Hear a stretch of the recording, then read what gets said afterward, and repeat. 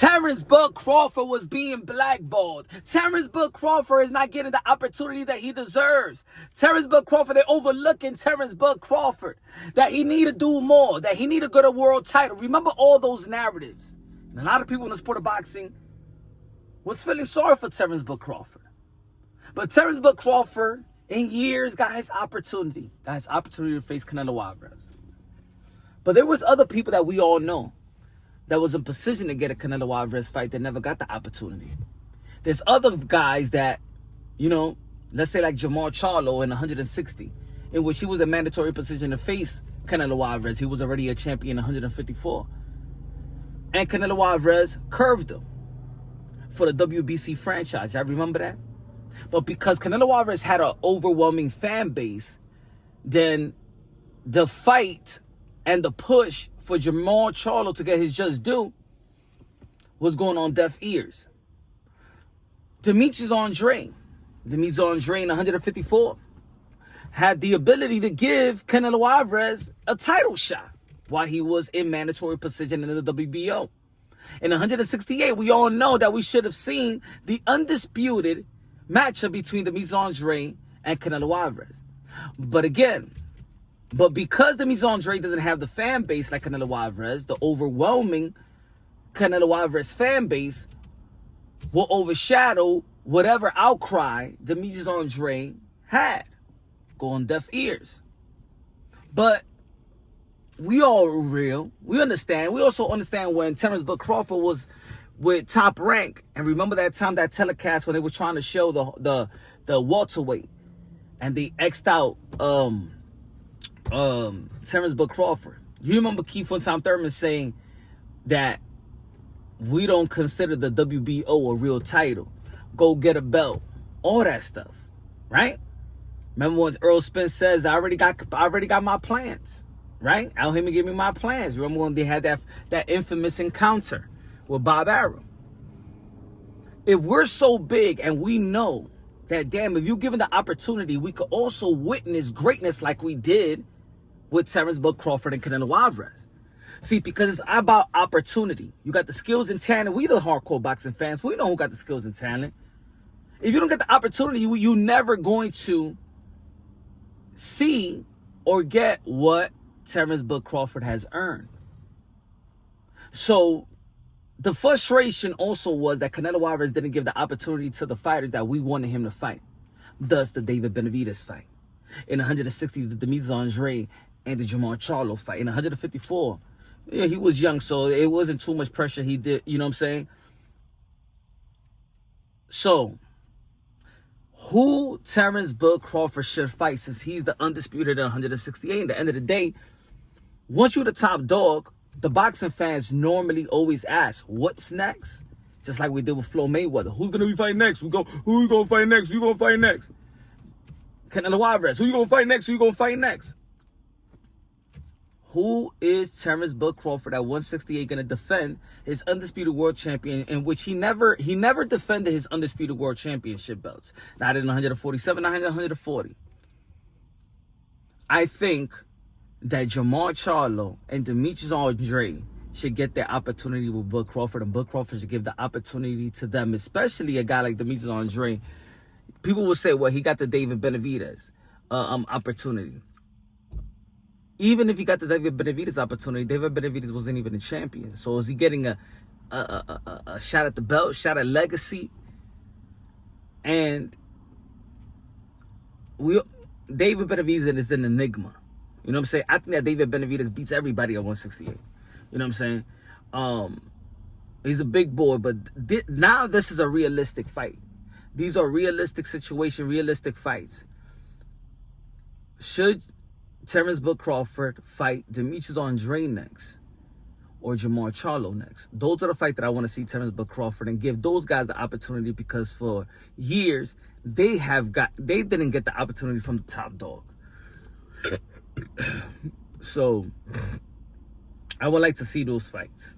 And if Bud Crawford decides to go to 160 to accomplish 6th division world champion and unify the titles, he unified the title with Janibek, right? If he beats Janibek, He could beat Carlos Adames. I think that would be a good fight. I mean, it's not noticeable names like Jenna Carlos Adames, Lara. I think Lara on his resume after, because it has great momentum. Who cares about the age? Because he retired Danny Garcia. That's tough, you know. So Lara will be a good fight. Lara, you know what I'm saying, has questionable, has beat certain people and have controversial losses like with the Canelo Alvarez, right? If he goes back to the 154, I think that has the most names, you know, the attractive matchups in which I would like to see the winner of Virgil Ortiz and Lubin versus Terence Crawford. The winner of Fundora and Thurman. The Thurman and Crawford is a matchup I've always been wanting to see. Thurman versus Crawford. And if you ask anybody in Crawford's team throughout the years, I've spoken to them, and they said that Thurman in the welterweight division was supposed to be, that they looked at Thurman as the biggest challenge, not even Earl Spence. And I always knew that. They came up in the amateurs. I follow Keith Thurman. I follow Terence Crawford. If you listen to what Terence Crawford was saying in his latest interview with Sean Porter, the Porter podcast, you will understand what I was trying to say throughout all these years. I think that would be a great matchup, maybe in the 160. I think that would be fair. Thurman moving up, and you know, because Terence Crawford showed everybody that, hey, I dare to be great too. I move up too. You sometimes you got to do what I do if you want the opportunity to be great as well. So I'll be okay if Terence Crawford says, yo, Virgil Ortiz, move up. Thurman, move up. I don't know what the boots. I mean, it's been a fight, but I don't think that his opponent is the type that boots be his opponent and then Terence Crawford runs to boots, even though that's a great matchup that we've been wanting to see, right?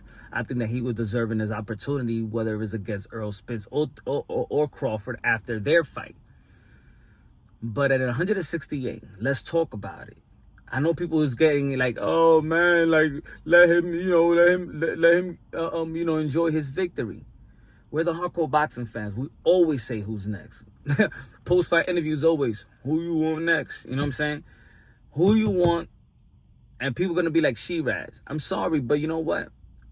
He didn't deserve it. I don't think he's earned it like a Demetrius Andrade or a Charlo. Let's be real. Let's be honest. Again, I'm going to say it. If we're so big about opportunity and we witness what happens when you get the lack of opportunity and when you get the opportunity, like Terence Crawford, see what happens. Imagine if Earl Spence never would have told PBC, nah, I don't want to fight. I don't want to fight Keith Thurman. I'm going to wait on Terence Crawford. Imagine. But then we would have never seen that epic performance. Easily could have been shelved. That fight easily could have been shelved. Now, if Canelo Alvarez probably would have been like, you know, Turkey, I don't give a damn about all that money. I'm going to be fighting Jake Paul and that's it. I'm not fighting no Terence Crawford. We never would have seen what Terence Crawford did. And the end of the day is about opportunity. It's about opportunity. I don't want to hear people shut it down on my comments saying, I don't want to see no Demetrius Andrade and Charlo, but it's going to beat him anyway. Stop it. Stop it. We don't know what truly is going to happen in the boxing ring. We can make our predictions. Sometimes we get it right. Sometimes we get it wrong. Yeah, at the end of the day, like I said, if we respect what Terence Crawford did, if we acknowledge that the guys in PBC tried not to acknowledge him when he went to the welterweight division, let's see somebody else dare to be great. Let's acknowledge it. Let's acknowledge that these names that I'm talking about, especially Demetrius Andrade and Jermall Charlo, that they lack the opportunity. What is it? You don't want to see Demetrius Andrade probably beat Bud Crawford, and then everybody will notice what many in the boxing industry knows about Demetrius Andrade, that he's really a great fighter. Jermall Charlo is still undefeated. Maybe that's a Cinderella story. Man, all the things that he's been through mentally and stuff like that and overcoming, and what, you don't want him to get that opportunity like Terence Crawford? Sometimes I think that people just want to pick and choose who should have, who should be, who they want to have that opportunity and win.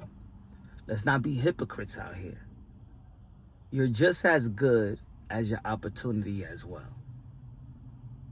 Can you imagine that you did all these things in your life? School, university, college, and then you go for that job. You don't even get an opportunity to get an interview. Forget about the job. You don't even get the opportunity to get an interview to show that, damn, yo, you could really work in this field and enhance your profession. Who I believe that Terence Crawford should give Demetrius Andrade the proper opportunity, and I believe that that Terence Crawford should also fight a Jermall Charlo in 168-pound division. I think they earned the right to get their big shot as well. The big shot, big legacy for the belts, for the crown. Let me know what y'all think. Subscribe to the channel, smash the like button. Love you, God bless, and on to the next.